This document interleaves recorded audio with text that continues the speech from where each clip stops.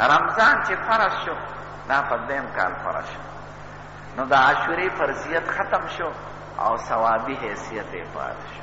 په آخري کال زموږ ښکلی پیغمبر دا وویل، بیا خو یهود نو ویره د یهودو مشابهت مې نه دی خوښ، که زه بل کال له جمدې پاتې شم نو یوه روژه به ورسره مخکې نیسم یا به ورسره وروستو نیسم.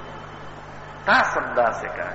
نو هغه بل کال نه وفات شو، خو حکم دا دی چې د عاشورې نه یو ورځ مخکې یا د عاشورې نه یو ورځ وروستو سره د عاشورې نه دا روژه نیول پکار دی. په نفلي روجو کې زموږ ښکلی پیغمبر د یوې روژې دومره اهتمام نه دی کړی لکه د عاشورې د ورځې.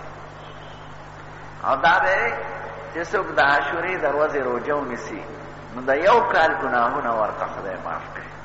څومره لویه خبره. نو ښه دا ده غوره په دې ورځ روژه نیول پکار دی. یوه ورځ د مخکې، یوه د عاشورې، یوه ترې وروسته.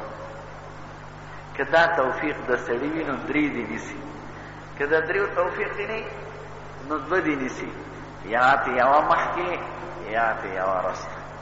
که دا هم نشي نیولی نو کم از کم د عاشورې روژه دې ونیسي.